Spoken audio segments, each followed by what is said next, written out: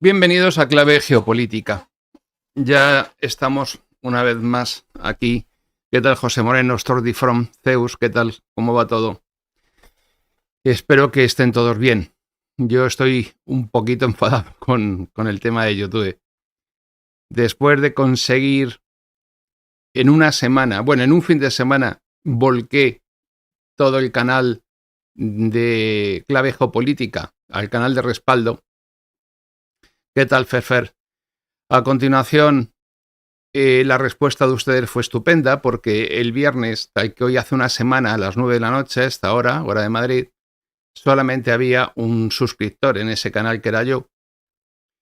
Y hoy, por la mañana, el canal tenía más de 3.000 suscriptores y había adquirido ya más de 4.000 horas de visualización que supuestamente, según las normas de YouTube, te permiten monetizar el canal y desbloquear todas las funciones del canal. Ayer por la tarde, de repente, los señores estos de YouTube desaparecen el número de horas de visualización que había, y cuando vuelven a aparecer hoy, hemos pasado de la friolera de 4.000 y algo, con lo cual supuestamente el canal ya tenía que comenzar el proceso para que le den todas las funciones avanzadas, la monetización y demás, a 71. Habían desaparecido 4.000 horas de visualización. Cuestiones técnicas, porque al parecer, según ellos, son muy minuciosos con las horas. La verdad es que el tema desmoraliza a cualquiera. Yo esperaré a final de este mes de marzo a ver si conseguimos que este canal, que es el canal que comencé y que es, digamos, el oficial, pues recupere todas las funciones en la segunda quincena, ya por el día 19 o 20.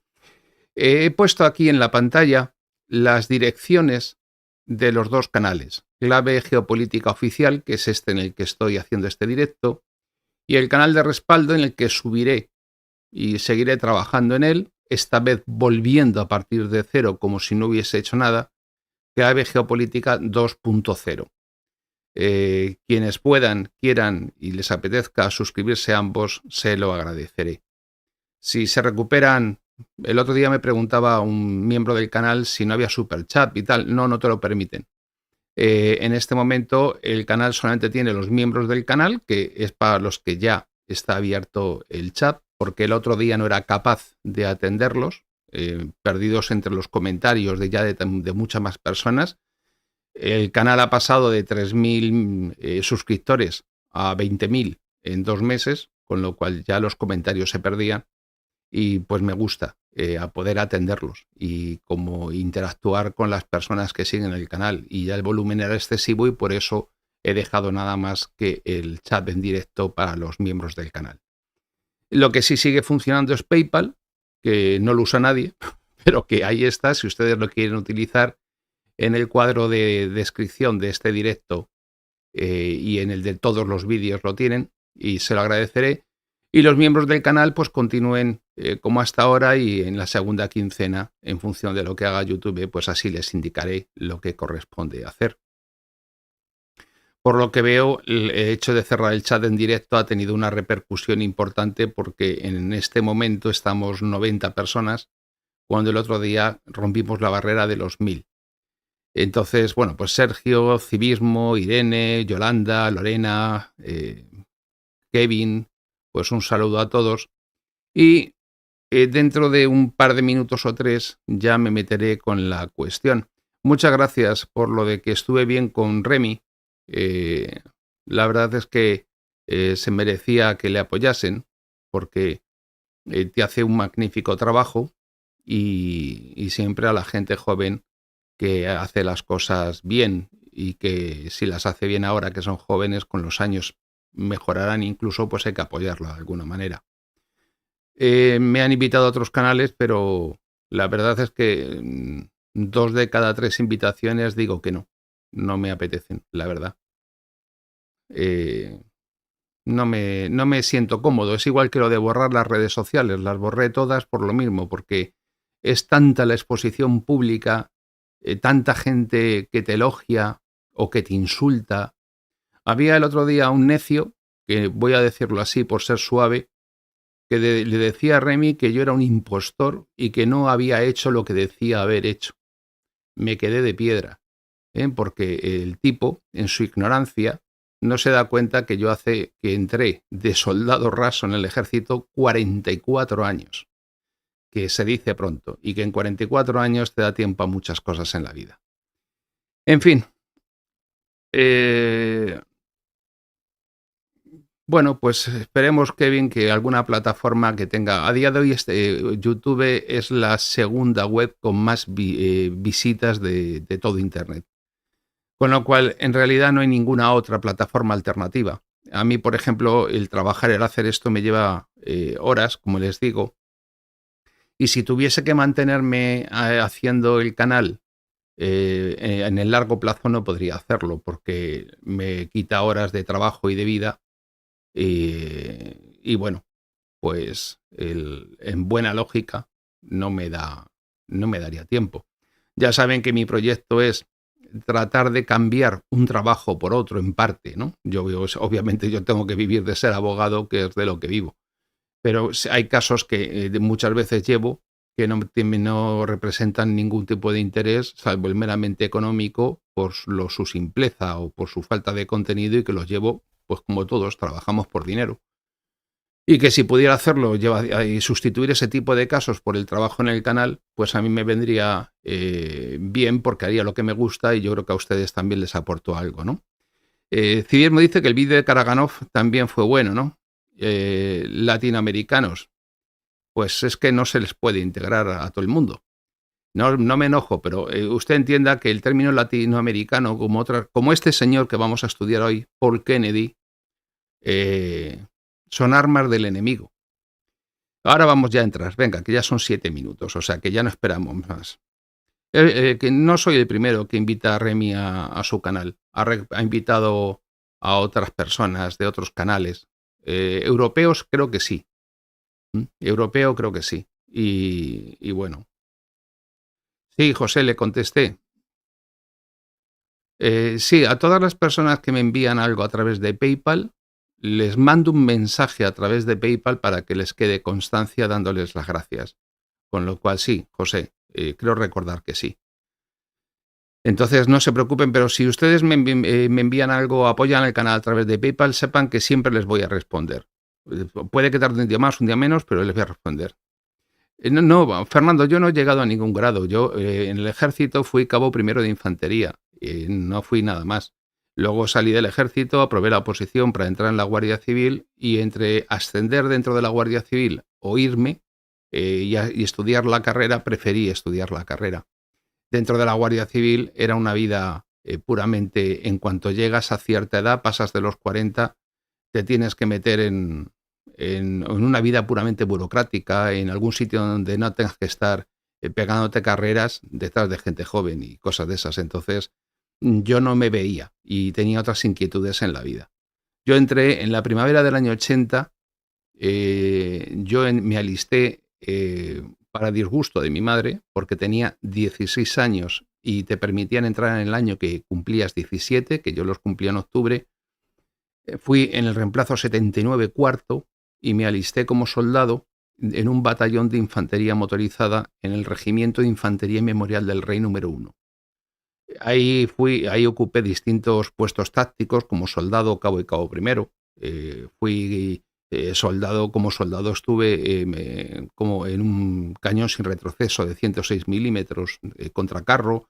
Ascendí a cabo y fui cabo de morteros del 81. Como cabo primero mandé un pelotón de ametralladoras medias, mandé un pelotón de fusileros, mandé un pelotón de armas de apoyo. Estuve en la sección de transmisiones de la plana mayor del batallón. Es decir, puestos tácticos propios de la infantería motorizada de aquel entonces. Y luego, después de aquellos, me reenganché como cabo primero, con lo cual estuve en el ejército durante 4 años. Y luego más tarde ya aprobé la oposición, entré en la Guardia Civil, éramos 17.000 y pico para 1000 plazas, saqué el 146 de ingreso, para que vea que les cuento detalles. Y luego ya hice muy distintos trabajos de tipo policial en la Guardia Civil, y de allí ya hice el curso de adiestramientos especiales en el Centro de Adiestramientos Especiales de la Guardia Civil. Obtuve allí en el 22 curso en concreto de adiestramientos especiales, y allí ya salí destinado a las secciones de montaña del Grupo Antiterrorista Rural y fui destinado a Navarra, cubriendo la frontera con Francia en los pasos de las Mugas con los comandos de ETA, que era nuestro trabajo fundamentalmente. Y allí estuve durante un tiempo, luego ya seguí, luego cuando terminé de mi etapa en el GAR, hice un trabajo muy diferente, porque estuve en el servicio de seguridad de la Casa Real durante un tiempo, haciendo el trabajo típico de protección personal en la Casa Real. No voy a decir con qué personalidades de la Casa Real porque no me apetece. Y luego allí fue cuando comencé la carrera de Derecho y pedí la excedencia para hacer los máster y demás. Entonces mi historia ha sido larga, pero hay muchos imbéciles que todavía piensan que es que, pues claro, no se dan cuenta que yo vengo de otro mundo, vengo del año 80, pero no quiero aburrirles con mi historia porque lo estoy explicando para satisfacer la curiosidad de los que me han preguntado, pero no porque tenga ninguna importancia para lo que es el canal ni lo que les quiero contar. Pero como siempre, personas que se dedican a difamar a los demás o a cuestionarlos como persona, bueno, pues por lo menos ustedes tienen elementos para taparle la boca a quien lo haga. Bueno, miren, Paul Kennedy a mí es una persona que, como hoy les vamos a hablar de este libro, Auge y caída de las grandes potencias. Un libro importante que se publicó en 1987, y Paul Kennedy, que ahora les diré quién es y qué premios tiene y qué titulaciones y estupendo, pues ustedes en lo que la explicación que yo voy a dar no tienen que perder de vista que Paul Kennedy es británico, es inglés. Por lo tanto, lo que va a ocurrir es que cuando un libro lo escribe un autor anglosajón y en ese libro se habla de los españoles, de la hispanidad, de la monarquía hispánica, de los hispanoamericanos, tal, siempre lo va a hacer de manera discriminatoria, tratando de restar importancia y siempre con un fondo despectivo. Paul Kennedy no es un caso distinto. Comete el mismo error, por ejemplo, que comete Graham Allison en La trampa de Tucídides, que por resistirse les cuesta trabajo suponer o atribuir algún tipo de mérito a los de la península ibérica o a los hispanoamericanos o a los españoles de ambos hemisferios, para entendernos. Para ellos, todo lo que está al sur del río Bravo o España, que es ese país que confunden con México, pues es un estado inferior de vida. Por supuesto, no ha habido nunca ciencia, ni arte, ni cultura, ni educación, ni nada, porque somos punto menos que salvajes, gente semisalvaje y supersticiosa. Entonces, no tienen ningún reparo en ofendernos de la mejor manera posible. Antes de meterme con el libro, porque se me olvidaba, no quiero dejar de hacer lo que es obligado que hago en todos los programas y ya me meto, que es darle la bienvenida al canal a Juan Sierra, a Ricardo de Céspedes, a Kevin Barea, a Roberto Orellano, a Denis José Sánchez, a Natalia Zinkevich y a Antonio Moreno, que son las últimas personas que se han inscrito como miembros del canal, y ahora estoy viendo que Glaudius se ha hecho estratega. Pues bienvenido, Glaudius. Bien, pues empezamos con nuestra intervención. El Paul Michael Kennedy nació en la ciudad de Balsin, en Northumberland, en el norte de Inglaterra, el 17 de junio de 1945, y obtuvo su licenciatura tras cursar estudios en la St. Cuthbert's Grammar School en la Universidad de Newcastle, y se graduó con honores de primera clase en la Universidad de Newcastle, y se doctoró en el Colegio de San Antonio de la Universidad de Oxford, y le dirigió la tesis un tal A.J.P. Taylor y John Andrew Gallagher, que para mí son tan conocidos como les diría yo. Porque no los conozco, yo desde luego no sé quién son. Y además de que no sé quién son, pues tampoco me preocupa mucho. ¿Para qué les voy a engañar? Bien, Paul Kennedy entró en el Departamento de Historia de la Universidad del Este de Anglia en 1970. Es decir, que si cualquier día al salir por la puerta se tropieza con el fantasma del rey Arturo, no tendría nada de particular. Es lo normal. Es decir, más inglés no se puede ser. Y por lo tanto, como decía Blas de Lezo, defensor de Cartagena de Indias, todo español que se precie tiene que orinar mirando hacia Inglaterra. Pues sí. Por lo tanto, amigos no somos. Y aunque la obra es importante, según en qué partes yo soy muy crítico y en otras, pues creo que es una obra a tener en cuenta. Pero siempre desde la mentalidad de que lo está escribiendo un enemigo secular de los hispanoamericanos. En el concepto en el que nos englobo a todos los que tenemos el español como lengua natal, como lengua nativa. Bien, él en agosto de 2007 ocupó la cátedra Philip Roman de Historia y Asuntos Internacionales de la London School of Economics y también actualmente ocupa la cátedra Richardson Dilworth de Historia Británica en Yale University. Sí, entiendo que ocupe la de Historia Británica, porque si fuera la de Historia Española tendría problemas. También es director de Estudios de Seguridad Internacional, impartiendo el curso de estudios de Gran Estrategia junto con John Lewis Gaddis y Charles Hill, y es miembro distinguido de la Brandon Johnson en Gran Estrategia y coordina la beca postdoctoral de la Fundación John M. Olin en Historia y Estrategia Militar y es responsable de los programas financiados por la Fundación Smith Richardson. Forma parte del consejo editorial de numerosas revistas académicas y escribe para el New York Times, el The Atlantic y otros muchos periódicos y revistas, siempre, dice, en idiomas extranjeros. No, escribe para los centros de pensamiento anglosajones que luego van los bobos de los editoriales y de la prensa en español, ya sea de Argentina o de Colombia o de España, de donde sea, y que con la boca abierta y cara de tonto mientras se les cae la baba, como escribe en inglés y se llama y es un inglés, pues cualquier hallazgo, es decir, se quedan como diciendo, oh, fíjate lo que ha dicho, como en español y en las dos orillas del Atlántico 200 mejores. Pero bueno.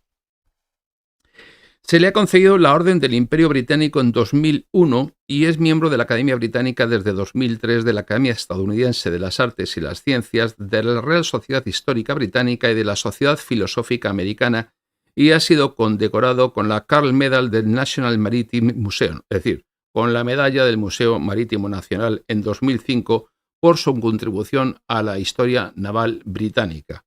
Nunca ha dicho, se le ha olvidado que hasta el siglo XVIII la tecnología de los barcos de la corona de la monarquía hispánica fue notoriamente superior a la inglesa, pero esas cosas tienden a olvidarlas, como la del pulpo que les dimos en La Coruña o en Tenerife, o en Cartagena de Indias. Y tiene también concedidos el premio de Historia Wolfson en el año 89 y la Hattendorf Prize en 2014 y ha sido nombrado comandante de la Orden del Imperio Británico en el año 2000 por sus servicios a la historia. En resumidas cuentas, que como los ingleses constantemente tienen que estar vendiéndose a sí mismos porque en el fondo tienen un problema y es que saben que ya no son nada, pues tienen la necesidad de seguir contándose a sí mismos que son algo y de darse un pábulo que desde luego ni valen ni merecen. Bien, Paul Kennedy es autor o editor de 19 libros, entre ellos el ascenso del antagonismo anglo-germano, pues 40.000, preparando el siglo XXI, el Parlamento del Hombre sobre el pasado y el futuro de las Naciones Unidas, y su obra más conocida es la que nos ocupa hoy y que es la que ha hecho que tenga una relevancia internacional y no ninguna de las otras, que es Auge y caída de las grandes potencias, o ascenso y caída de las grandes potencias, que le editó la editorial Random House, una de las grandes multinacionales que fabrican eminencias. No hay muchos grupos editoriales de libros que a su vez son propietarios de otras muchas editoriales de ámbito nacional y creo que son 6 o 7 los grupos editoriales que fabrican eminencias siempre en la misma dirección. Difícilmente encontrarán ustedes, por ejemplo, a una persona que escriba en español que tenga algún mínimo espacio fuera de la literatura, de la novela o de la poesía. Como verán, ellos evitan siempre que haya un ensayista en español, me da igual que sea colombiano, venezolano, cubano o de donde sea, que tenga importancia. En el mundo de las ideas no funcionamos para ellos, solamente funcionamos en el ámbito de la creatividad. Es decir, servimos pues para hacer de camareros en Nueva York, o para bailar salsa, o para tocar las castañuelas y cantar flamenco. Es decir, cosas de hispanos, de speak, como les llamaban despectivamente. Ellos que nos consideran algo así como dicen allí en Estados Unidos, irlandeses negros, que tiene su tela. Bueno, pues como he dicho, en 1991 editó una colección titulada Grandes Estrategias en la Guerra y la Paz y ayudó a redactar el informe patrocinado por la Fundación Ford, publicado en 1995, Las Naciones Unidas en su segundo medio siglo, que se preparó para el 50º aniversario de la ONU, y su último libro ha sido El Parlamento del Hombre, el pasado, presente y futuro de las Naciones Unidas, publicado en el verano de 2006, también por Random House. Es actualmente, y estas son las últimas noticias que yo he podido obtener, estaba preparando un libro sobre el escritor victoriano británico Rudyard Kipling, que a mí me gusta mucho, por cierto, así como una colección de ensayos sobre historia naval. Uno de los libros de Kipling que merece la pena leer es el libro de las Tierras Vírgenes, que es de donde arranca a la historia que luego Disney contaría en aquella película titulada El libro de la selva. Una película que me encantaba cuando Disney era Disney, y una historia de la de Kipling que era obviamente una visión imperial británica, pero que tiene muchos valores que merece la pena recoger, ¿no? Bien, la obra más divulgada y, por supuesto, con más acogida entre los historiadores anglosajones, no se nos olvide, es, lo digo en español directamente, El ascenso y caída de las grandes potencias, cambio económico y conflictos militares del 1500 al 2000, que se ha traducido a la friolera de 23 idiomas, incluyendo el chino en 2006, y que curiosamente se publicó en 1987, que fue el mismo año en el que salió a la calle el primer número de la revista Foreign Affairs, Política Exterior. Y en esta obra estudia la interacción entre economía y estrategia en los últimos 500 años. He tratado de reducir al máximo toda la información que tengo, porque de Paul Kennedy, de este libro, se podría estar escribiendo 200 folios o un libro. Lo que ocurre es que, claro, no es plan. Con lo cual yo he tratado de hacer fundamentalmente, y lo que quiero hacer es que, como todo el mundo no se va a leer este tocho, que tiene una friolera de más de 800 páginas, pues en concreto, si les interesa, el libro tiene 838 páginas, 8 capítulos, 12 mapas, 49 tablas y 3 gráficos. Como todo el mundo no sabe hacer eso, pues lo que quiero es dárselo a conocer para que ustedes tengan argumentos, por lo menos para conocer la obra de Kennedy, si se quiere, de forma somera. Un hombre que, desde luego, sí tiene mucha más categoría para mí que el propio Kennedy, y he recomendado algún libro de él, que es Michael Howard, escribía en el The New York Times lo siguiente respecto de este libro de Kennedy. Un trabajo de alcance casi toynbiano. Cuando un académico tan cuidadoso y erudito como el señor Kennedy se ve impulsado por cuestiones contemporáneas a reexaminar los grandes procesos del pasado, el resultado solo puede ser una mejora de nuestra comprensión histórica, pues no será de España. Cuando el estudio se escribe de manera tan simple y atractiva como este trabajo, su publicación puede tener un impacto grande y benéfico. Es de esperar que el señor Kennedy tenga uno, en un momento potencialmente decisivo en la historia de los Estados Unidos.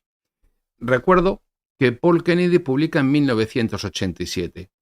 ¿Qué es lo que vamos a hacer? Vamos a ver qué cuenta en la obra, cómo la obra pasó a dormir el sueño de los justos y perdió importancia, y luego la ha recuperado porque ha tenido algunas de las predicciones que hacía acertó y en otras se ha equivocado clamorosamente.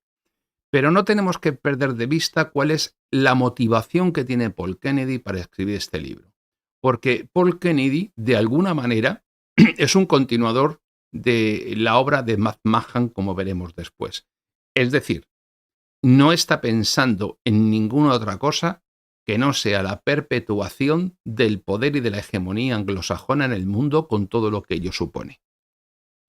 Voy a saltarme las otras críticas que retuvo. En cualquier caso, la única que voy a... Una oración, una frase de Christopher Lehman Howe en el New York Times que decía: Kennedy da un significado épico al relativo declive económico e industrial de la nación. Pues vamos a ver en qué consiste el tono épico que le da a la nación. Bien, el trabajo está escrito desde una perspectiva historicista y refleja una preocupación geopolítica esencial de los Estados Unidos a finales del siglo XX. ¿Cómo evitar que los Estados Unidos, al igual que todas las grandes potencias que le precedieron, terminen cediendo su posición de privilegio? Ese es el libro. Bueno, por lo que se puede, es lo que yo decía, se puede establecer una cierta continuidad con la clásica obra de Mahan, que la estudiaremos también aquí, porque guarda mucha relación con los Estados Unidos como potencia talasocrática, la influencia del poder marítimo en la historia, que es el gran teórico que que teoriza sobre el imperio naval británico y que continúa prolongando y proyectando esa visión para los Estados Unidos. Y como buen ignorante anglosajón que era Mahan, de todo lo que suponga España, pues basó también su obra en la consideración británica, pero nunca en ese imperio marítimo que durante 400 años se mantuvo incólume a lo largo de la historia, sin que ni una sola vez pudieran los anglosajones, por mucho que nos odiasen, poder hacerse con el convoy de Indias de que de cada 6 meses cruzaba el Atlántico. Bien, pues McMahon trataba de definir los pasos a dar para que los Estados Unidos alcanzasen el rango de gran potencia, y Paul Kennedy lo que hace es continuar con la obra de Mahan de alguna manera, y digo de alguna manera porque la obra de Kennedy no hace una consideración del poder marítimo, sino de las razones que mueven a la decadencia o al mantenimiento de la hegemonía de un país, para establecer la línea estratégica a seguir para no dejar de ser esa gran potencia que Mahan prefiguró. La obra no da por sabidas cuestiones básicas para un estudioso de la historia o de la estrategia, y por ello tiene un interés para un amplio sector de lectores, porque obviamente es muy didáctica, explica muy bien muchas cosas, explica muy bien las ideas que él tiene sobre muchas cosas, que no es lo mismo. Y tal como Kennedy afirma, en la primera fase de la introducción hay distintos trozos del libro que se los voy a leer, muy pocos, pero creo que son importantes conocerlas. Este libro se ocupa del poder nacional e internacional en el periodo moderno, es decir, del post-renacimiento. El libro empieza en 1500. Procura rastrear y explicar cómo han ascendido y caído las diversas grandes potencias, interrelacionadas durante los 5 siglos que van desde la formación de las nuevas monarquías de Europa occidental hasta el inicio del sistema de estados global y transoceánico. Bueno, Kennedy se centra en la interacción entre economía y estrategia a medida que los estados punteros del sistema internacional luchaban por aumentar su riqueza y su poder para llegar a ser ricos y potentes y convertirse en potencias, y el cómo luchaban entre ellos. Básicamente, las 3 naciones que han luchado por esa potencia, por ser esa potencia mundial, han sido Francia, Inglaterra y España.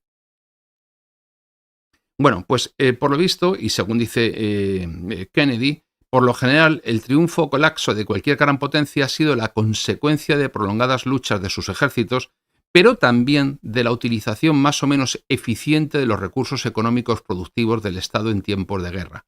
Esta relación, y esto es lo verdaderamente valioso de la obra de Paul Kennedy, es la relación que establece entre poder económico y poder militar, y el cómo se relacionan entre sí de manera que pueden hacerle retroceder o avanzar ese país en función de cómo aplique las prioridades de gasto. Bien, No obstante, como las relaciones de riqueza y poder militar de los distintos actores del escenario estratégico no permanecían constantes, es además esencial conocer la forma en la que la economía de dichos estados iba variando en relación con las otras naciones líderes durante las décadas de paz que precedieron a los periodos de lucha. Kennedy parte de esta afirmación. En el año 1500, para los habitantes de Europa, no era en absoluto evidente que su continente estuviera destinado a dominar gran parte del resto de la Tierra. Aquí vemos que lo dice un inglés. Dice, para los habitantes de Europa. Señor mío, los habitantes de Europa eran los polacos, también, las personas que vivían en ese espacio, en Lituania, en Dinamarca, en Suecia o en Grecia. Y evidentemente ninguno de estos países o de esos territorios, porque se le olvida a Kennedy que en aquel momento las naciones tal y como las concebimos en la actualidad no existían. En 1500 había partes del territorio de España que no formaban parte de la corona.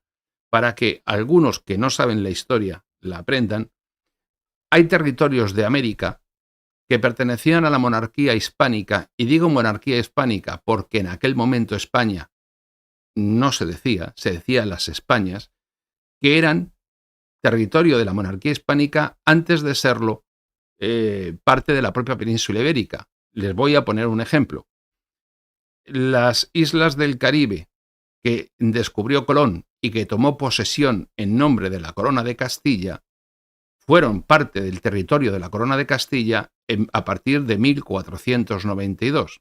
Bien, pues hasta 1512, en el que se producen los dimes y diretes en la Corona de Navarra, del Reino de Navarra, y las oscilaciones que tuvo entre hacerse o no protestante y oscilar entre el poder de Francia y el poder de Aragón, bueno, pues hasta ese momento en el que se invade la corona el Reino de Navarra, Navarra no pasó a formar parte de la corona, de las coronas españolas. Y es más, a la muerte de Isabel la Católica, que él dice aquí los Habsburgo, todavía coexisten las tensiones entre países diferentes, entre Aragón y Castilla, porque Felipe I, que es el primer Habsburgo, marido de Juana de Castilla, se las ve tiesas con su suegro, que es el rey de Aragón. Por lo tanto, hablar de que en 1512 ningún país es sencillamente impropio de un historiador que se pretende del nivel de Paul Kennedy y del que se habla como si fuese una eminencia y catedrático de historia. Pues miren ustedes. Creo que no te voy a hablar de historiadores españoles o americanos. Y cuando digo americanos no me refiero a estadounidenses, a gringos, me refiero del Río Bravo hacia abajo. Pero dése usted una vueltecita, porque solamente entre historiadores británicos tiene usted ¿qué voy a decir yo? A Henry Kamen, que es catedrático en Oxford y es hispanista, o tiene usted al fallecido lamentablemente John Lynch o a John Eliot, que le dan 27 vueltas en el conocimiento de la historia de la que él parte. Bueno, pues Kennedy estudia la política y la economía de las grandes potencias, como he dicho, y la razón de su decadencia, haciendo una previsión, al principio del libro, de los puestos de China, Japón y de Europa, y luego más tarde, al final del libro, de la Unión Soviética, de la Unión Europea y de los Estados Unidos a finales del siglo XX, anticipando, y esto sí es importante, el desplazamiento del poder internacional hacia Asia y haciendo especial hincapié en la idea de que con el tiempo los desequilibrios, esos son dos de los libros que él ha ido publicando, como he dicho, y esta es la portada original del libro de Kennedy, anticipando el desplazamiento del poder internacional hacia Asia y haciendo especial hincapié en la idea de que con el tiempo los desequilibrios económicos y fiscales de Estados Unidos irían debilitando los cimientos de su poder y tal y como había ocurrido con otras potencias a lo largo de la historia, Estados Unidos perdería su posición preeminente como consecuencia de este es un concepto estupendo, porque es un concepto que sí es un verdadero hallazgo, no es de Kennedy, pero es muy interesante, que es la sobrecarga imperial, el peso de la púrpura. Todos los imperios que han sido se les ha impuesto por su propia por su propia ambición, una carga que tenían que asumir, que al final a todos les venció. Kennedy escribe: la tarea que afrontan los líderes de Estados Unidos durante las próximas décadas es la de reconocer las grandes tendencias en curso y que necesitarán gestionar el proceso para que la erosión relativa de su posición se produzca lenta y suavemente y no se vea acelerada por políticas que proporcionen beneficios inmediatos, pero desventajas a más largo plazo. La única amenaza grave a los intereses de Estados Unidos puede venir de su fracaso a la hora de adaptarse de manera razonable al nuevo orden mundial. Creo que este párrafo recoge el motivo por el cual merecía la pena traer aquí a Paul Kennedy y a su libro. Porque la pregunta que debemos hacernos es si desde que Paul Kennedy escribió esto en 1987, 37 años después, Estados Unidos ha sido capaz de hacer lo que dice Paul Kennedy o no. La caída del muro de Berlín en 1989 y el estallido de la burbuja económica en Japón en 1990 hicieron olvidar las tesis de Kennedy. 25 años más tarde, el debate en curso sobre el posible poder sobre el posible declive de Estados Unidos vuelve sobre las mismas causas ya apuntadas por Kennedy. Primero, un escaso ahorro y un excesivo consumo. Segundo, los riesgos de la desindustrialización. Y tercero, un déficit fiscal crónico que alimenta una gigantesca deuda nacional. Aunque a Kennedy se le olvide, sí, de acuerdo, los de la imagen son los Austrias mayores, los Austrias mayores y menores, porque ahí también está Carlos II, el hechizado, el último de ellos, pero también está Felipe II.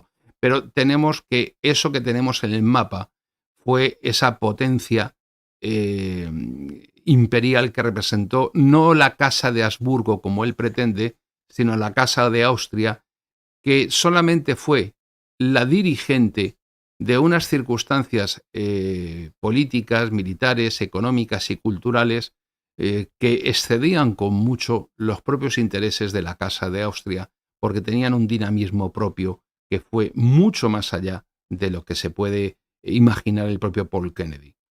Bien, el libro de Kennedy causó una gran impresión porque él hace una síntesis de la historia moderna, con que yo estoy siendo muy crítico en lo que hace la referencia a España. La tesis principal es muy buena, y eso sí es cierto, porque ese planteamiento de interdependencia de la productividad económica y del dominio militar es brillante.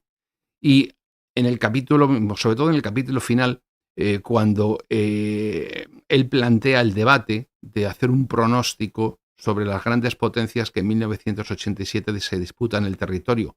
Pensemos que China en ese momento estaba muy lejos de ser lo que ha llegado a ser después.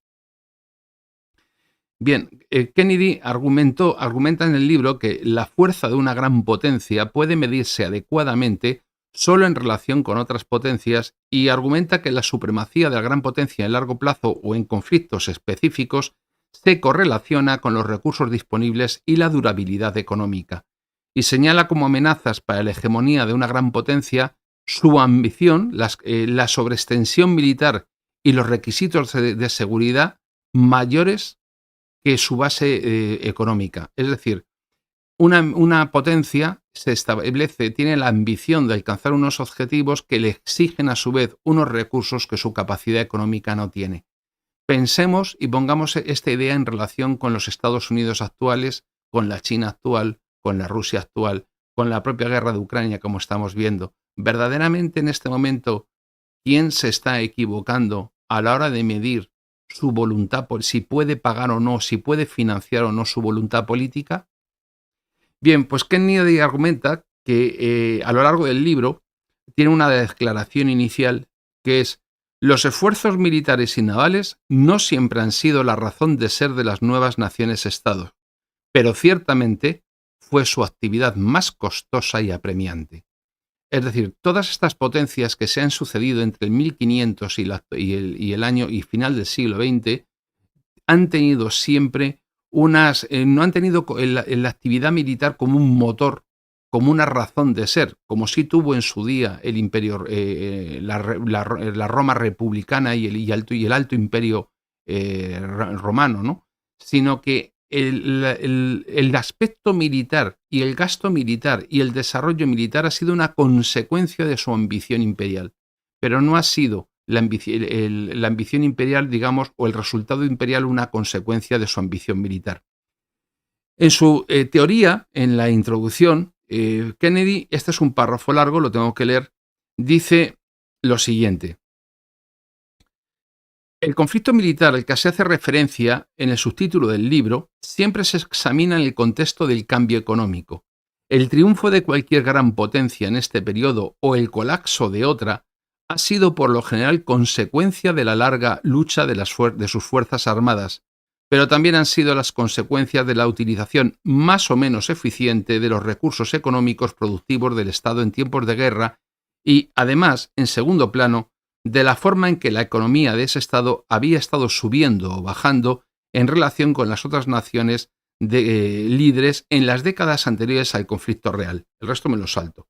Bien, a partir de ahí voy a tratar de ir abreviando para no excederme demasiado, porque si no sería muy largo. A partir de ahí, él va recorriendo en cada capítulo una etapa histórica. En el primero habla de la edad moderna preindustrial y que habla que los imperios orientales, por imponentes y organizados que parecieran en relación con Europa, padecían las consecuencias de tener una autoridad centralizada que insistía en la uniformidad de prácticas y creencias. Eso fue el imperio francés a lo largo de la historia. Ahí estamos hablando de todo lo que fue el siglo XVII, XVIII y hasta el XIX.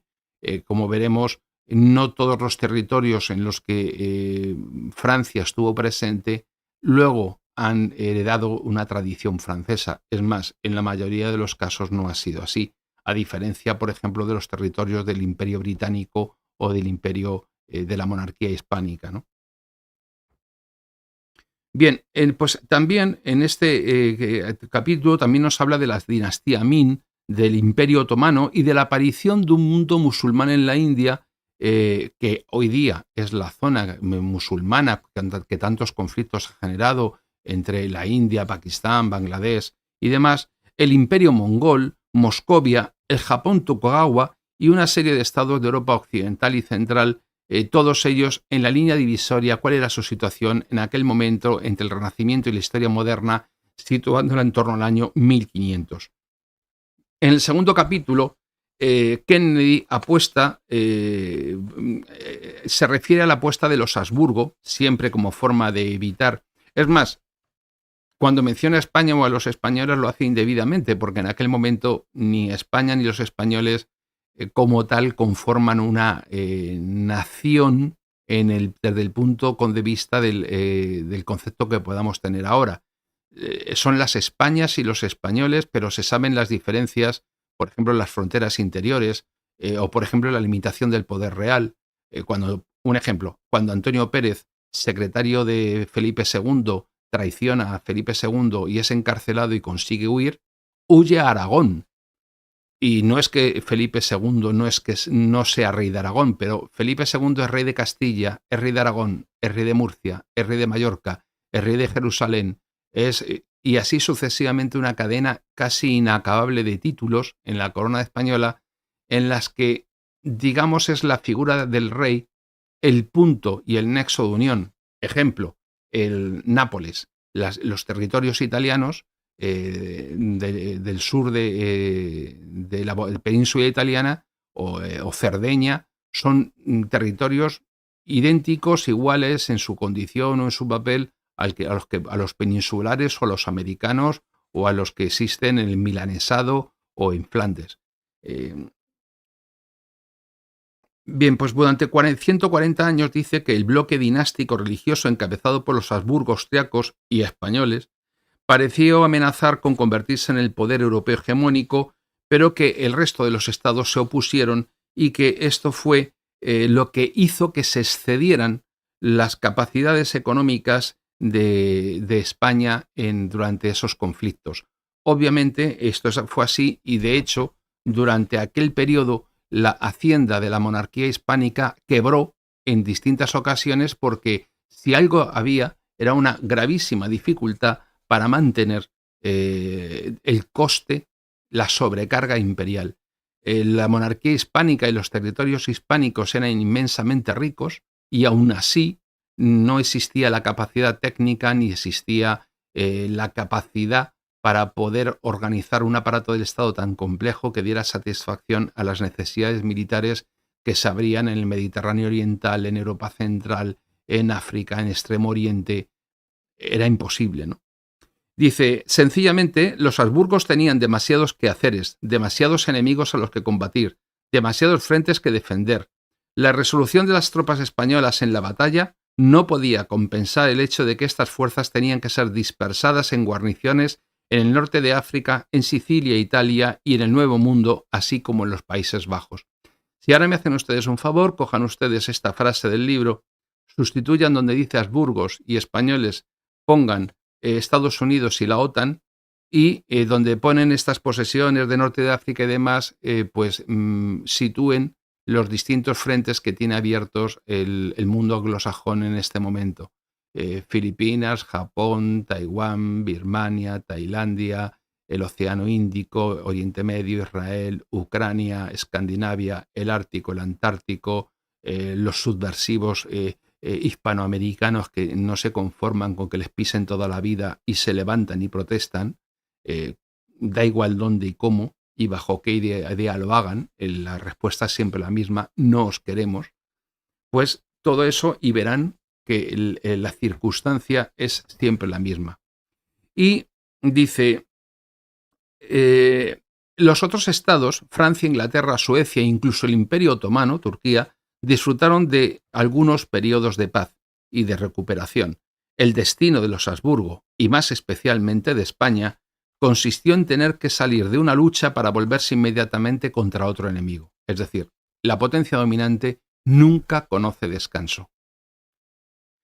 Bueno, y luego continúa hablando de lo que fue, según él, el ascenso europeo. Yo me imagino que es porque el periodo que él llama de los Habsburgos de 1500 hasta 1660 debieron ser esquimales, los que estaban en la hegemonía. Debe ser que la monarquía hispánica y los españoles de ambos hemisferios éramos esquimales todos.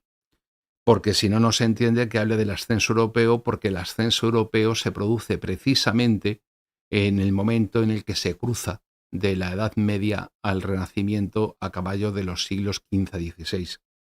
Pero bueno, como somos los irlandeses negros los que éramos hegemónicos, pues no cuentan.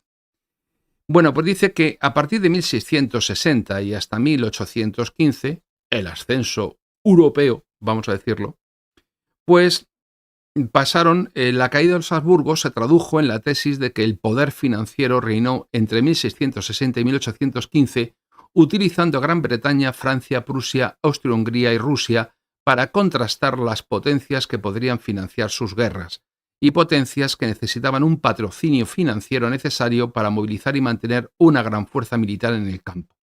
Las primeras se refiere a Gran Bretaña y Francia y el resto a las demás. Curiosamente, cuando hacemos alusión a la cuestión financiera, yo la pregunta que, por supuesto, Kennedy no lo va a poner nunca aquí, es ¿quiénes eran los que tenían una acumulación de capital tal? Porque es cierto que no eran todos, ahí está como ejemplo los banqueros, la familia Fugger alemana, que hay una obra de Ramón Carandé en 3 tomos sobre Carlos V y la familia Fugger, los banqueros, que nos muestra una historia muy importante. De hecho, quien también nos habla de ello es el que fue presidente de la República en el exilio y uno de los más fascinantes españoles de todos los tiempos, don Claudio Sánchez Albornoz, cuando nos cuenta que en los barrios y en las casas inmediatamente próximas a la casa de contratación de Sevilla, que es donde llegaba la flota de Indias, había barrios enteros de banqueros genoveses, milaneses, etc. Claro, yo siempre digo que más que banqueros genoveses o que banqueros de otros lugares, eran agentes de esos banqueros que probablemente por no haberse convertido ni bautizado, no podían venir a Sevilla a beneficiarse de las riquezas que se pudieran obtener en las Américas. De hecho, pasaban por aquí sin de quedarse aquí ni un ducado, ni un lingote de oro. Iban directamente a los países centroeuropeos. Y eso es algo que esos países centroeuropeos, cuando crearon, por ejemplo, el Banco de Inglaterra, que lo creó Menashe Ben Israel por invitación de Cromwell, y lo que era la sinagoga de Amberes y toda esta gente, y la creación de la Compañía de las Indias, tanto británica como neerlandesa, todo eso, acumulación de capital y todo ese núcleo que es lo que dará lugar luego al poder financiero anglosajón que se traduce en el mundo protestante y todo esto, tiene el mismo origen. Pero, yendo a lo que nos interesa de Paul Kennedy, dice, muestra el ejemplo de Gran Bretaña entre 1688 y 1815 en una tabla que habla de gastos e ingresos británicos en tiempos de guerra. Total de gastos de guerra de 1688 a 1815. 2.293.483,337 libras. Ingreso total, es decir, nos muestra que el saldo es normalmente negativo, que las guerras tienen un coste muy superior a los ingresos que supone mantenerlas y que la posición imperial siempre agota desde el punto de vista económico. Y esto es muy importante para entender cuál es el papel que juegan los Estados Unidos ahora y por qué los Estados Unidos están pudiendo financiar y cómo están financiando su posición imperial. Bien, luego nos habla de que en la Francia, primero bajo Luis XIV y después bajo Napoleón, estuvo cerca de controlar Europa, pero que siempre tropezaron en última instancia con un problema que fue una combinación del resto de las potencias europeas, que es lo que en Europa ha pasado siempre. Cada vez que alguien ha ocupado el puesto de cabeza en la carrera, todos los demás se han aliado contra él, principalmente Inglaterra.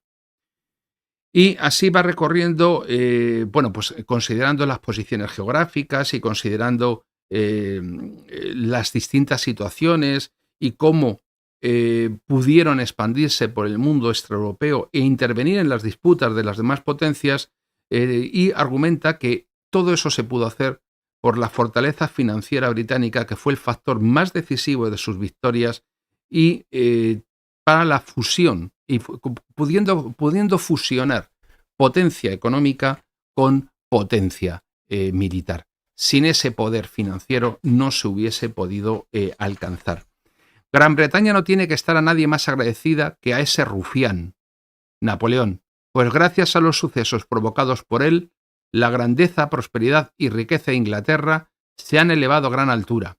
Ella es dueña del mar, y ni en este dominio ni en el comercio mundial tiene ahora un solo rival al que temer. Esto lo dijo el general prusiano Gneisenau. Es decir, Napoleón le proporcionó a Inglaterra la posibilidad en esa lucha entre la talasocracia y la telurocracia, en esa lucha, destruida ya el poder marítimo español en la mitad de la flota en la batalla del Cabo de San Vicente a final del 18 y la segunda mitad de la flota en la batalla de Trafalgar en 1805 bajo el mando del almirante francés Villeneuve, que eso demuestra que aunque España tenía una gran potencia todavía a caballo de los 2 siglos, le faltaba lo esencial, que era la voluntad de poder. Ya España conservaba desde la paz de los Pirineos había perdido todo el poder que podía tener y toda la proyección que podía tener el mundo, a pesar de tener un increíble poder todavía, pero ya no era nada, no significaba nada. Bueno, pues él habla después de que precisamente, como dice Gneisenau, en el momento en el que Napoleón aparece y que se dan todas las guerras napoleónicas, Inglaterra ha comenzado ya la revolución industrial, y eso demuestra que el Reino Unido crece de 10 en 1750 a 16. Estamos hablando de la tasa de industrialización británica, a 16 en 1800, 25 en 1830, 64 en 1860, 87 en 1880, hasta 100 en 1900. Y en contraste, la industrialización per cápita de Francia fue de 9.750, 9.800, 12.830, 20.860, 28 en 1880 y 39 en 1900. Es decir, no hay poder militar, no hay hegemonía sin una economía detrás que lo respalde. Por lo tanto, él habla aquí de que las proporciones relativas de la producción manufacturera mundial se utilizan para estimar los picos y valles del poder de los estados principales. Por ejemplo, habla de China, que cae tras la Primera Guerra del Opio, la Segunda Guerra del Opio y la Revolución de Taiping, hasta de tener unos niveles del 32,8 al 19,7, y cómo va cayendo constantemente. Se inicia lo que los chinos llaman ese periodo de la vergüenza.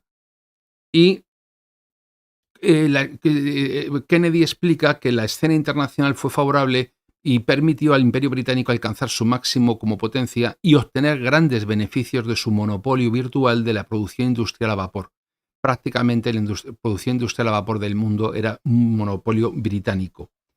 Y eso acompañando una cuestión, y es que ese desarrollo industrial hizo que también cambiase la naturaleza de la propia guerra, ¿no? Que estaba cambiando, y las pocas grandes guerras de la época llevaron a la derrota de todas aquellas sociedades que no modernizaron sus sistemas militares. Les pongo un ejemplo. Recuerden, venga, por ponernos peliculeros, recuerden aquella película del último samurái, cuando nos muestra la lucha entre el nuevo Japón industrial que reforma su sociedad y sus fuerzas armadas y el antiguo Japón imperial medieval de los samuráis, y cómo ese enfrentamiento determina que un mundo se acaba y otro nace, que es el mundo de la guerra industrial. Bueno, pues a medida que se acerca el siglo XX, el ritmo de cambio tecnológico se fue acelerando con unos índices de crecimiento muy desiguales en cada país. Un ejemplo, si durante parte de la Edad Media y parte del Renacimiento el mundo musulmán tuvo una gran pujanza social, política, económica, de repente el mundo musulmán se hunde, pierde el tren de la industrialización y termina por no ser nada.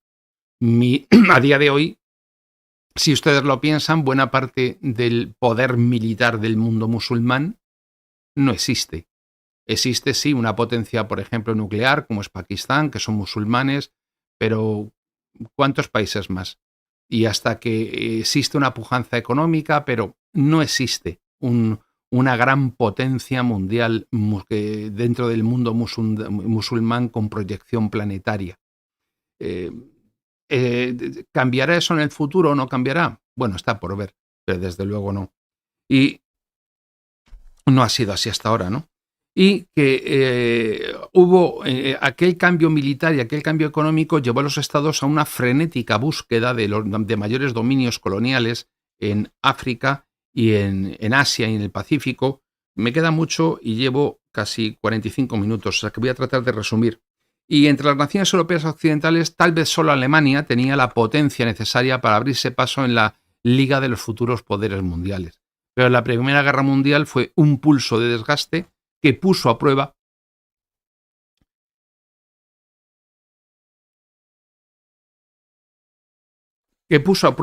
desde luego el poder de las potencias centrales, de las potencias de Alemania y austrohúngaras, haciendo que las mismas no pudieran superar la prueba y cayendo también en cierto aislamiento, igual que le ocurrió en aquel momento al naciente régimen soviético, que configuraron un sistema internacional atípico donde el potencial económico no estaba en relación con la presencia internacional. Gran Bretaña y Francia seguían en el centro del escenario diplomático, y en la década de los 30 su posición empezó a ser discutida por Japón, Italia y Alemania. Aquello llevó a la Segunda Guerra Mundial. Todavía Estados Unidos había permanecido en un segundo plano hasta ese momento, y seguían siendo los Estados Unidos de lejos la nación industrial más poderosa del mundo, pero no había relación entre el poder diplomático, el poder militar y el poder económico. Y tras la Segunda Guerra Mundial, Estados Unidos aparece como la gran potencia económica y por lo tanto también la gran potencia militar. Al final del libro, ya Paul Kennedy nos comienza a hablar de economía y estrategia de hoy y de mañana, y cómo el mundo se dirige hacia el siglo XXI. Voy a tratar de resumirlo muy brevemente. dice que el proceso de auge y caída de las grandes potencias, de diferencias en índices de crecimiento y cambio tecnológico, conducían a cambios en los equilibrios económicos mundiales, los cuales a su vez influían en los equilibrios político y militar, y que estos cambios no habían cesado. Y esta es la base de toda su obra. Voy a saltarme. Bien, una de las cosas que él dice es que está por ver lo que China pueda ser en el futuro, pero que tiene, de hecho hay una entrevista que le hacen hace no muchos años en el periódico, en el Confidencial, en el que él dice una cosa muy curiosa que luego les comentaré, pero en aquel momento dice que China no representaba gran cosa en el escenario internacional y que económicamente no era un país considerable y que además se sentía amenazada por la Unión Soviética y que se sentía también en la necesidad de enfrentarse a ello, sobre todo porque Rusia se expandía, perdón, la Unión Soviética se expandía en escenarios como Afganistán y ese expansionismo hacia el sur del Estado vietnamita apoyado por los soviéticos, recuerden el conflicto chino-vietnamita, pues también hacía que China no pudiese despegar en aquel momento, ¿no? Económicamente, China parecía muy atrasada, incluso después de enmendar sus cifras oficiales del Producto Nacional Bruto per cápita, y aquello no permitía prefigurar a corto plazo, ya veríamos en el siglo XXI, porque en el siglo XXI sí lo permitiría, que China se ascendiese a las primeras posiciones del liderato planetario mundial. Dice, para el auge de China, como gran potencia militar, ha sido extraordinariamente rápido el desarrollo de su tecnología nuclear y las primeras pruebas chinas se realizaron en tiempos de Mao y este se había burlado públicamente de las armas nucleares prefiriendo los méritos de una guerra popular y en contraste con esto, que era una tontería de Mao, como otras muchas, como que lo de cargarse los gorriones, Deng Xiaoping se empeñó en crear un arma nuclear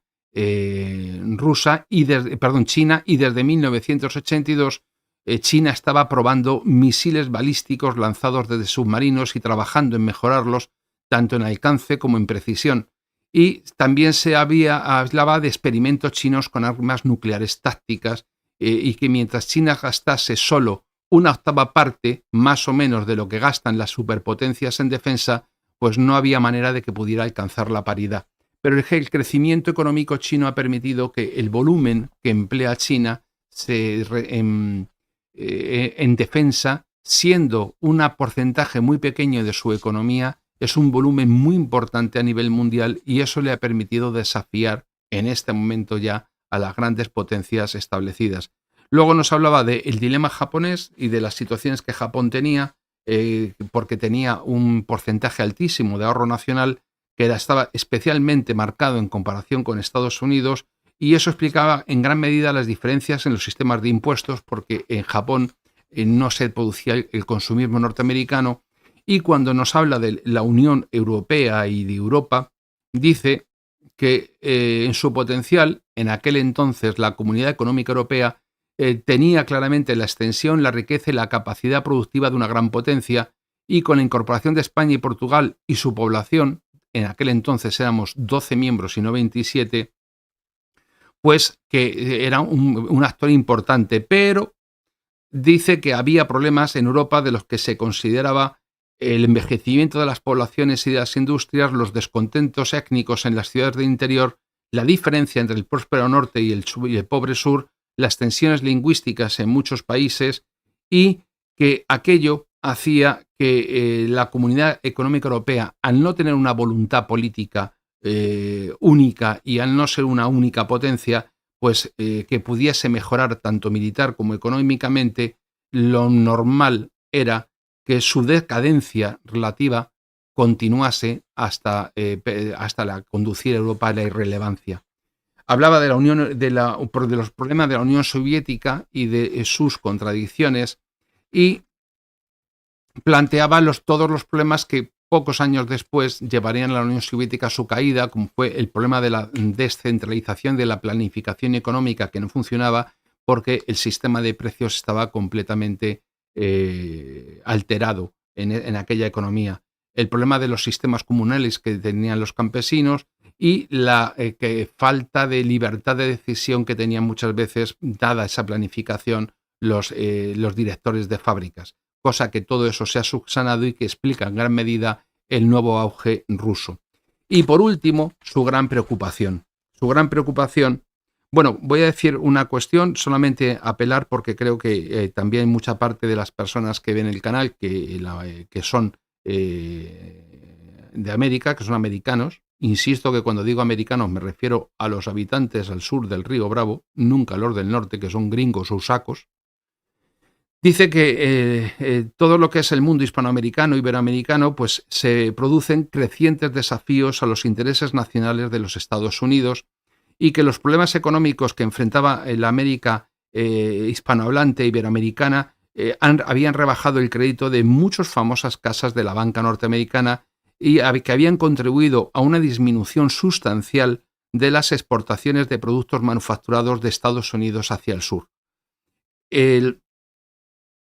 Esto hacía que también complicase el hecho de que económica y socialmente América había cambiado con una notable rapidez en las últimas décadas y que su explosión demográfica presionaba todavía con más fuerza sobre los recursos disponibles y sobre las viejas estructuras conservadoras de gobierno en un número considerable de estados.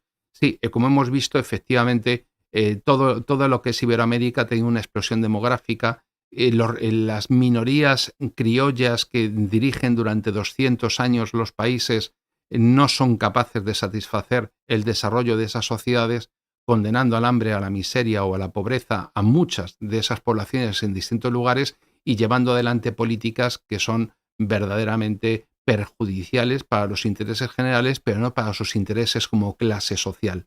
De hecho, siempre alineada con los Estados Unidos. Lo cierto es que nuevos gobiernos y nuevas mentalidades y nuevas formas de pensar en América están haciendo que sean muchos los países americanos que buscan un entorno diferente fuera del espacio que hasta ahora se les ha definido, y la aparición de China como actor planetario les ha permitido tener dónde elegir en muchos aspectos, tanto a la hora de importar como a la hora de exportar. Por último, habla de los Estados Unidos y el problema del número uno en relativa decadencia. Dice que es muy improbable que Estados Unidos tuviesen que defender todos sus intereses en ultramar simultáneamente y sin la ayuda de un número importante de aliados, los miembros de la OTAN, Europa Occidental, Israel en el Oriente Medio y Japón, Australia y posiblemente China en el Pacífico. Se equivocó. China no era un aliado de Estados Unidos y, al contrario, ahora ya es un adversario y un contendiente.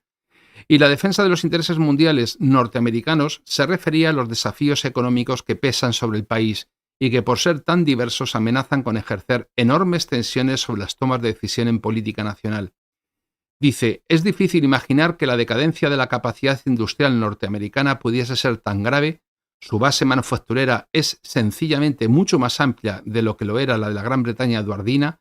Las industrias relacionadas con la defensa no han sido solo sostenidas por repetidos pedidos del Pentágono, sino que se han adaptado al cambio de la manufacturera intensiva en materiales al de la manufacturera intensiva en conocimiento, lo cual reducirá también a largo plazo la dependencia de Occidente de las materias primas críticas. No acertó ni una.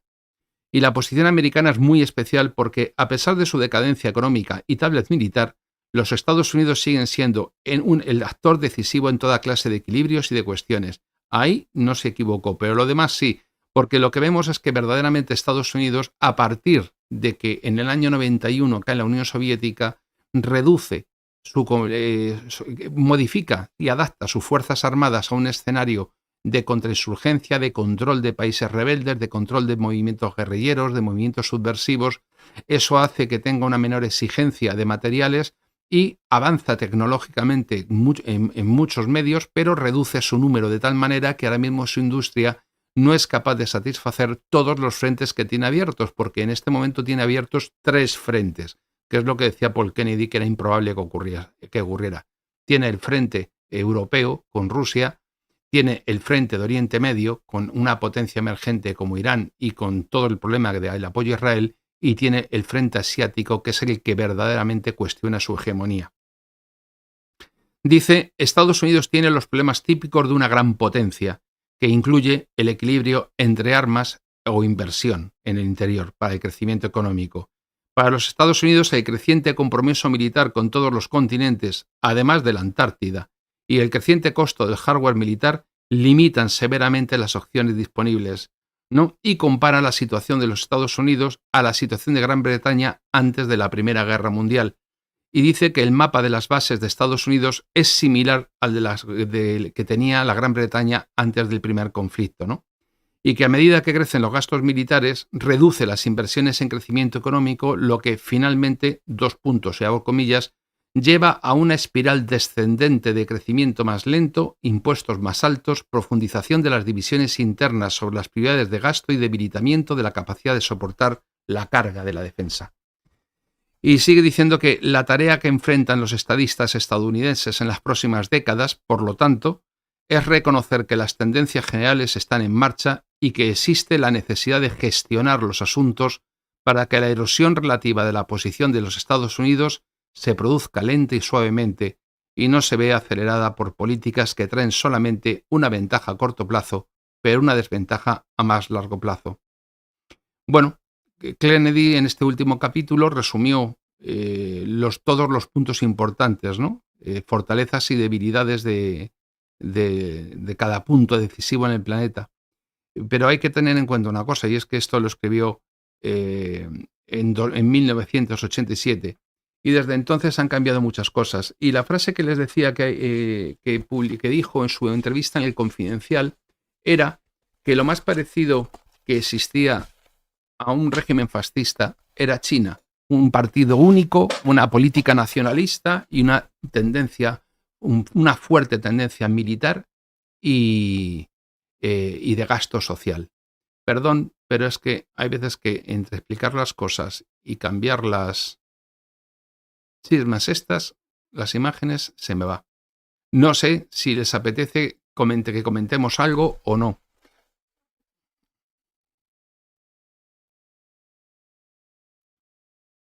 Yo no sé si queda aquí alguien. Según el programa dice que sí, que 308 personas. Pero aquí no habla nadie.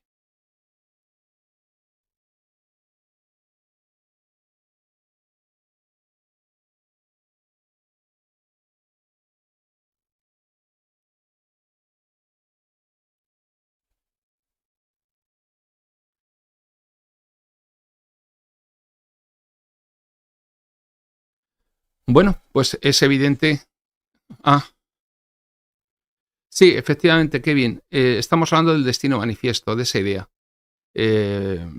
Estados Unidos no se siente una potencia como cualquier otra. Se siente como la potencia destinada a dar luz al planeta. Entonces, esto tiene mucha relación efectivamente con el destino manifiesto. ¿Qué tal, Alex? Y sobre todo, lo importante en este asunto es, uno, ¿qué cuestiones destacaría? El profundo chauvinismo y el profundo desprecio que sienten el mundo anglosajón por quienes no pertenecen a él, sean orientales, sean eslavos o sean hispanos. Y por otro lado tenemos, una cosa muy inteligente, y es que, como yo siempre digo que me aprendí de carrerilla, toda potencia se expande en la medida que su capacidad económica lo permite, porque los ingresos o el coste de su expansión no supera el beneficio. Cuando el coste de su expansión supera el beneficio, la expansión de la potencia se detiene y conforme la carga de la deuda aumenta, comienza el repliegue, que es el momento más violento de una potencia en decadencia.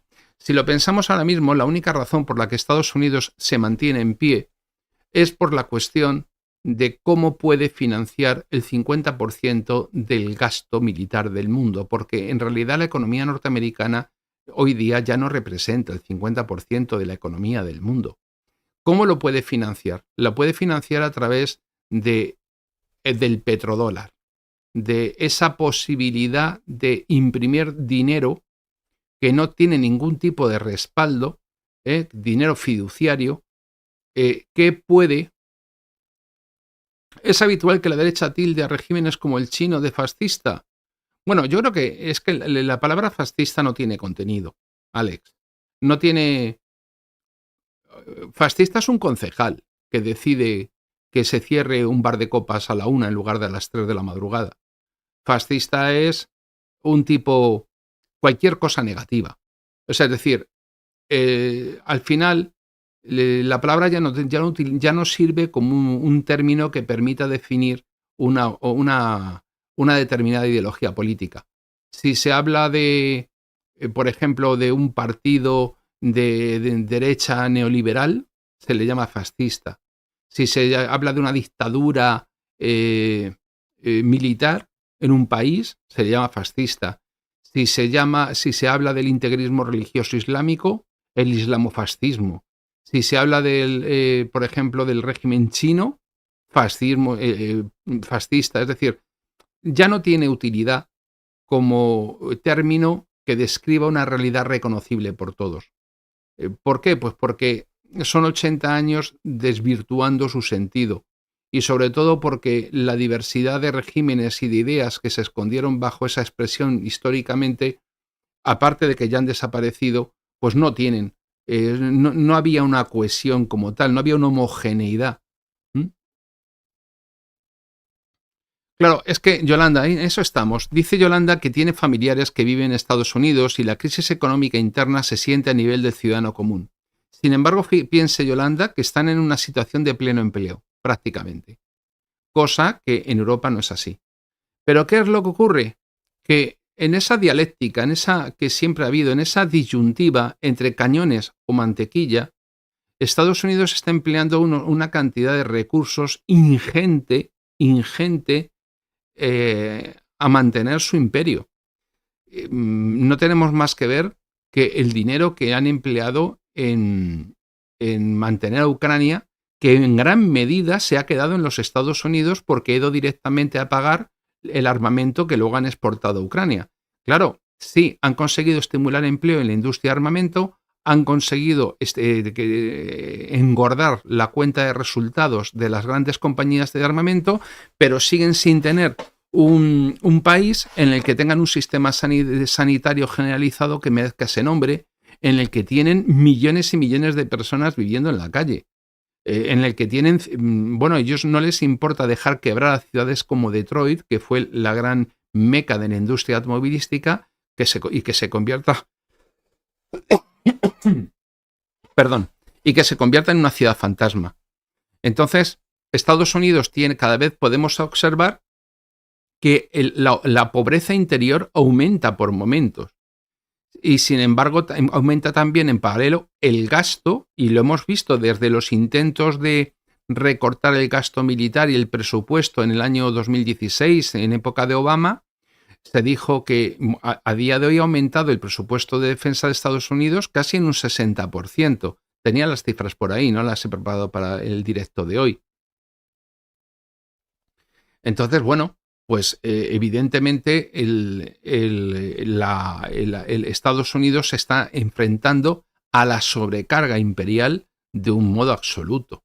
Y ahora la pregunta es, vamos a ver, en el mismo momento en el que, porque esto es algo además que lo hemos visto que normalmente ocupa periódicamente las páginas de los diarios de noticias.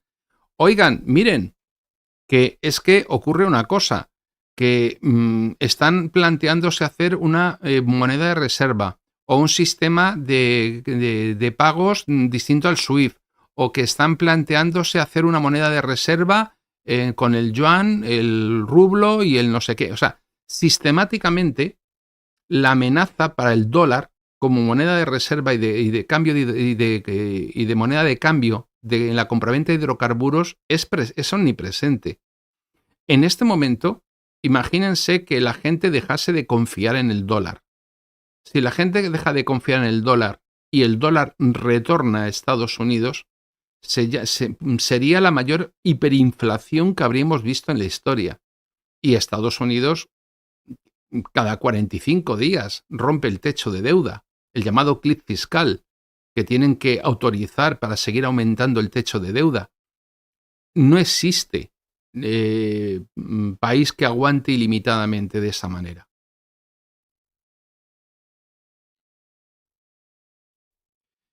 ¿Considera que este año se pueda vislumbrar más idea del curso que los anglosajones tomarán ante el nuevo orden?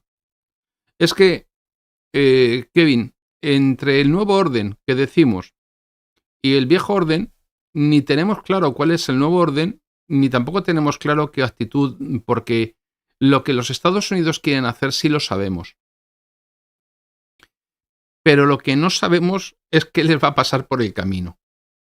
En este momento, Estados Unidos es discutible, es muy discutible que tenga la capacidad para hacer frente a 3 o 4 lugares distintos a nivel mundial. Ellos tienen dividido el planeta en 5 comandos militares.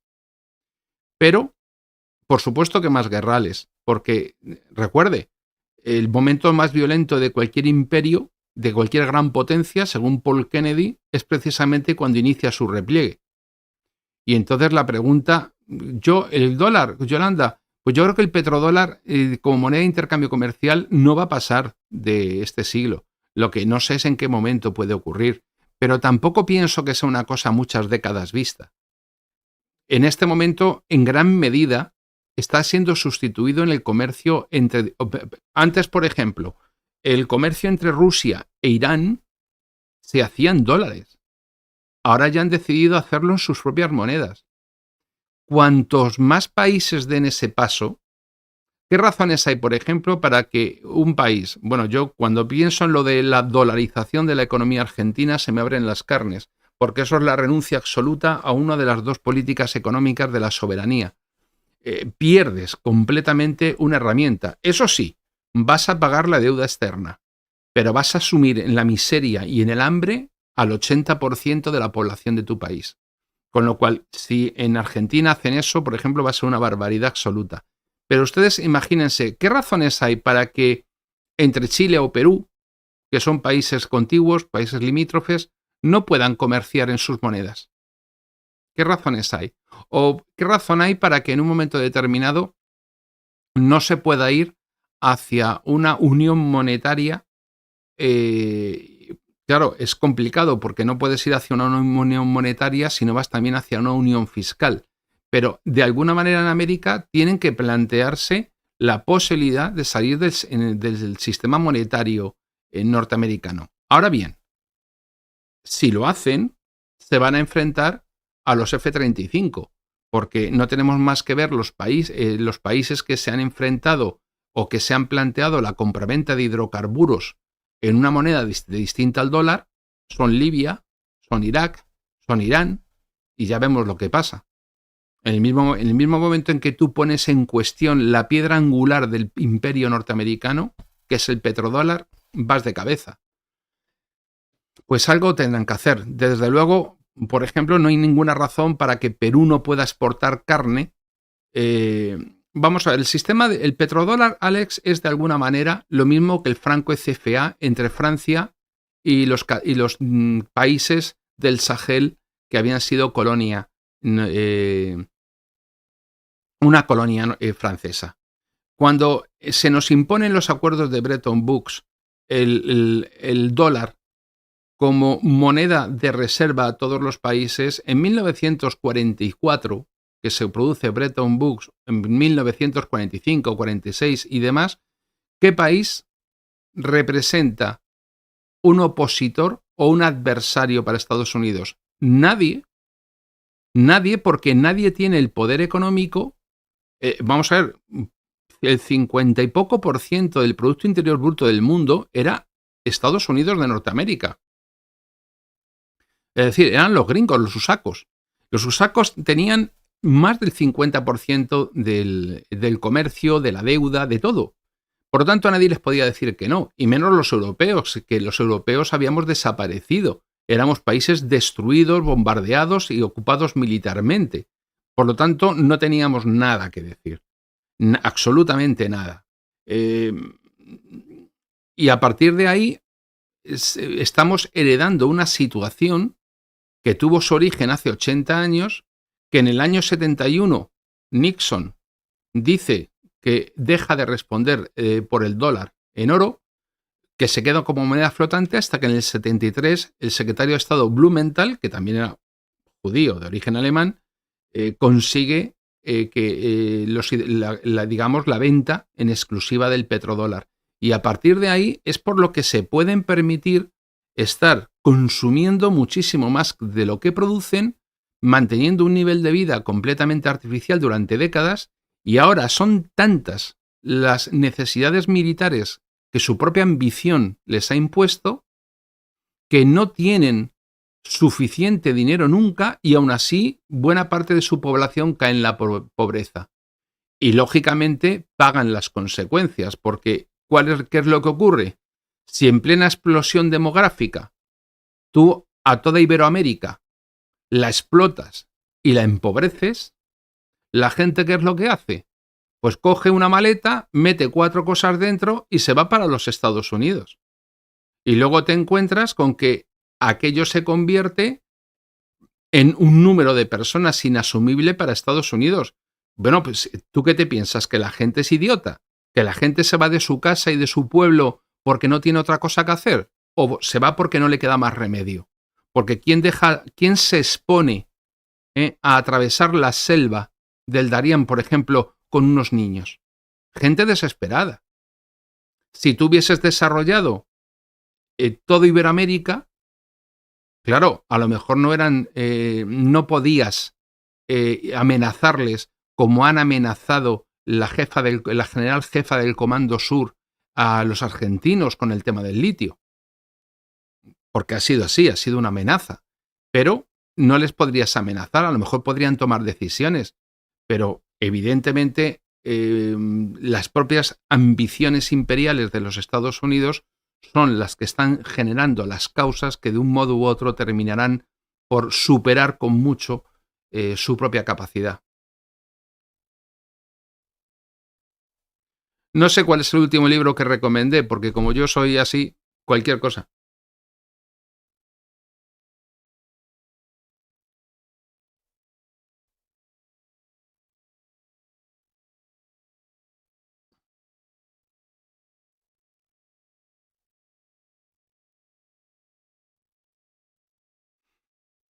Cuando puedas, Ferfer me dice cuál es el último libro que recomendé, porque como siempre recomiendo uno, hoy he recomendado este.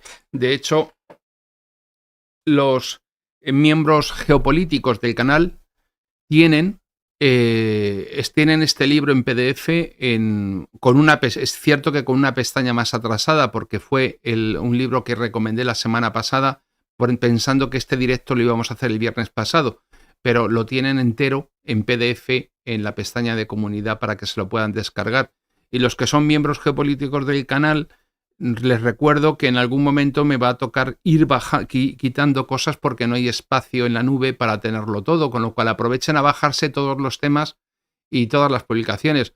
Hoy he estado a punto de compartirles una entrevista que le hicieron a Paul Kennedy hace unos años, pero no me parecía tan relevante después de haberles compartido el libro. Bueno, espero que por lo menos quienes no conocieran el libro pues se hagan una idea de la mentalidad norteamericana y sobre todo que lo importante de este directo y de este libro y lo que tenemos que extraer como consecuencia y como conclusión para quedarnos con lo que es útil para nuestro propio criterio es, primero, que siempre la expansión imperial, hegemónica, militar, se produce porque previamente se ha producido el cambio económico que permite financiarla, mantenerla e impulsarla.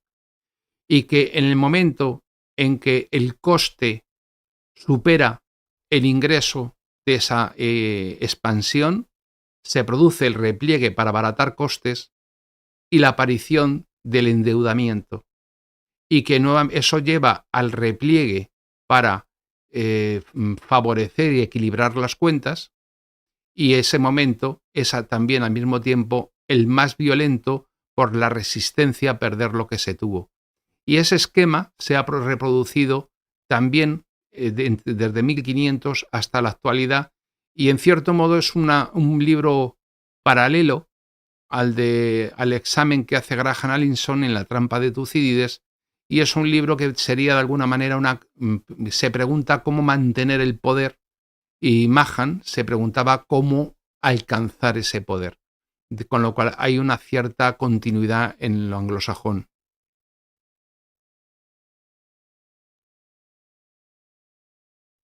Efectivamente. Hay un libro colectivo, Hugo dice que es destino de los imperios caer. Ninguno de ellos puede eludir esta ley de la naturaleza. Fíjese, yo le diría más. Es una ley de la naturaleza. Yo concibo, como buen spengleriano que soy, yo concibo a las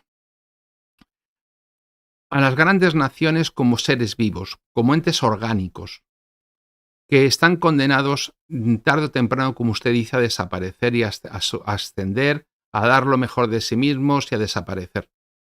Y fíjese, la vida me ha enseñado que eso también hace alusión a las personas.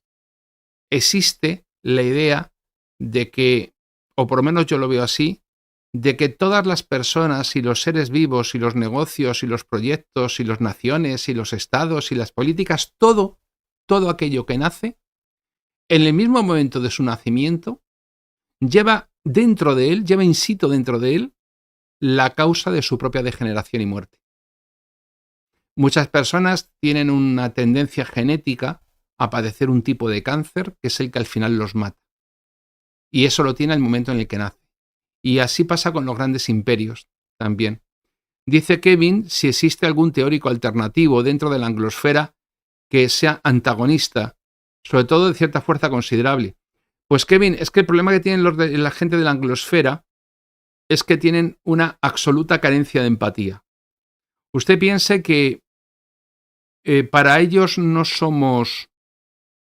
Una de las realidades que les choca, que les sorprende, porque ya sé que eso de chocar tiene un significado distinto, por ejemplo, en México, lo que les sorprende es que haya vida inteligente fuera de su esfera.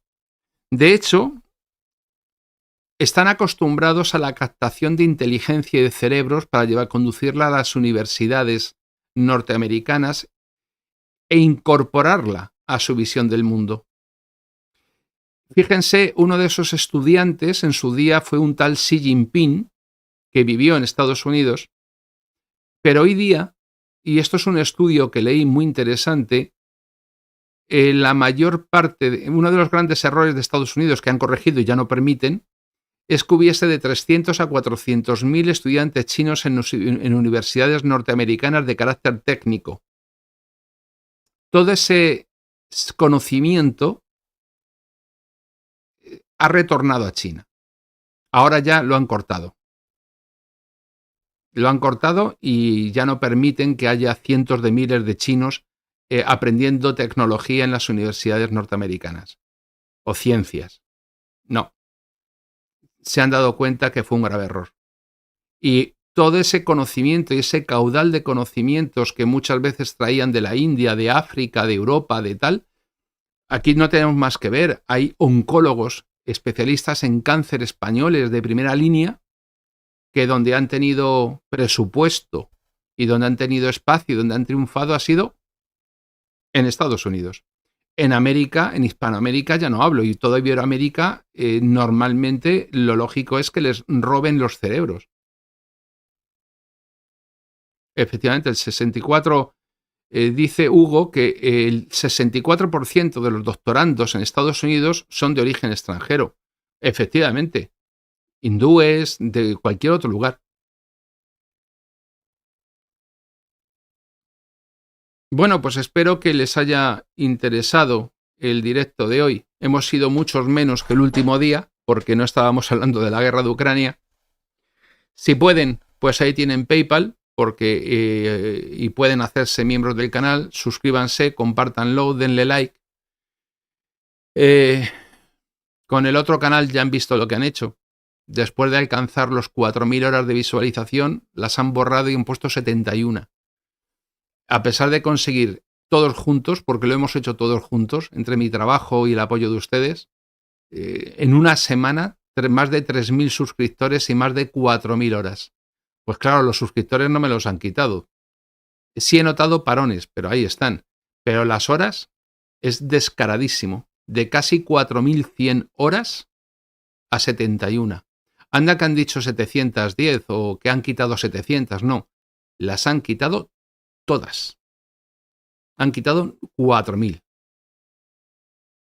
Que se dice pronto. Y bueno, pues seguiremos aquí aguantando todo este mes, que comienza la semana que viene, marzo, y a ver si para final de marzo recuperamos la normalidad en este canal. Si se fijan, al comienzo del canal, lo voy a volver a poner para que lo puedan ver. Las direcciones del canal las tienen ahí. ¿Mm? Ahí tienen @clave geopolítica oficial, que es este canal, y el canal de respaldo, que es @clave geopolítica 2.0. Pues sí, Yonut, si puede ver allí los vídeos, pues por lo menos, pero luego ya ve que lo quitan. Yo lo que no voy a hacer va a ser rendirme. Vamos a seguir. Resulta un poco descorazonador ver cómo juegan con el esfuerzo y el trabajo de los demás y cómo lo esterilizan.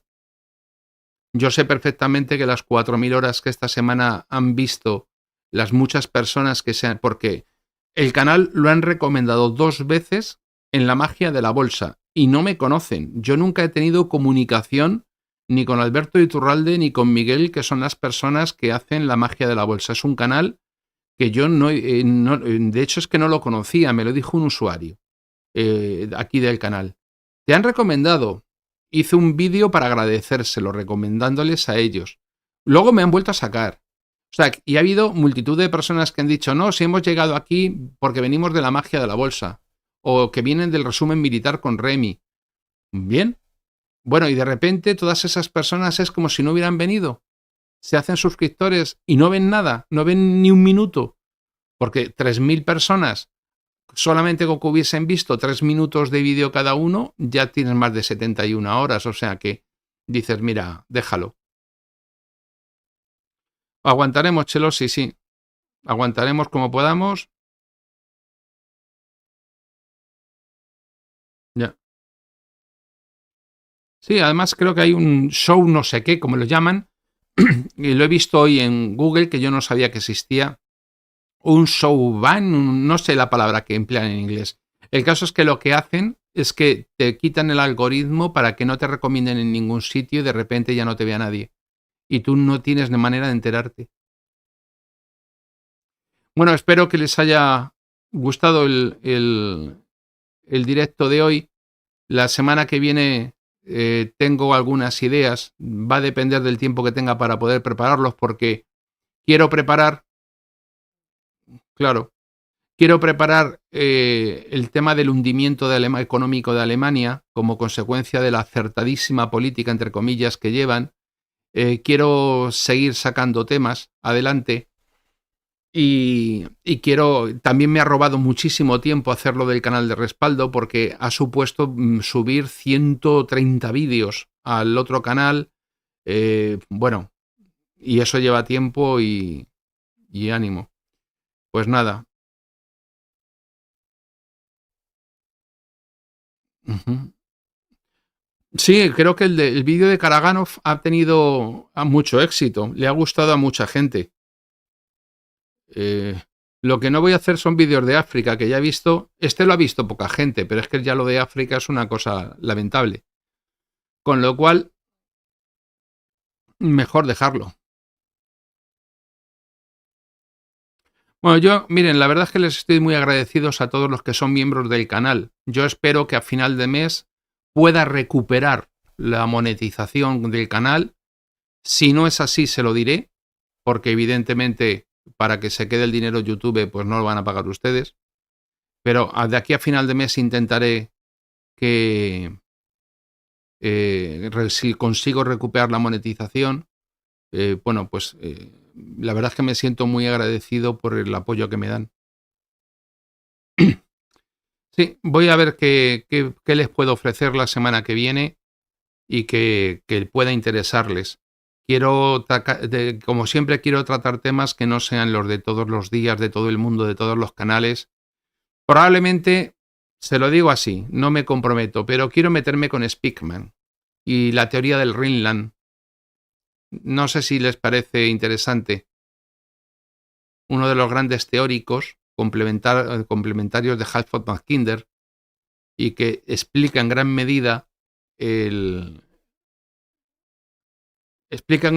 cómo los Estados Unidos plantearon en un momento determinado andar mordisqueándole territorios a la península de Eurasia para mantenerle cercada. ¿Les apetece lo de Speakman, si nos da tiempo?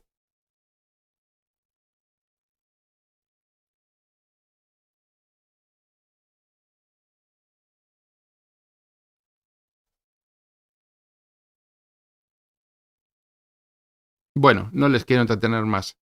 Genial. A todos, muchas gracias por estar aquí. Ya han visto que el chat en directo se ha quedado solamente para los miembros del canal porque ya son bastantes. Y el resto ya sería era mucha gente y se perdían los comentarios de ustedes en el volumen que había tan grande. Muchísimas gracias a todos, les deseo un buen fin de semana, les agradezco su tiempo, denle like, compartan, si pueden apoyar al canal, háganlo a través de PayPal, lo tienen en la caja de descripción, suscríbanse a ambos canales y les espero la próxima semana aquí, en Clave Geopolítica. Sean buenos y pórtense bien, ¿vale? Gracias por todo. Hasta luego.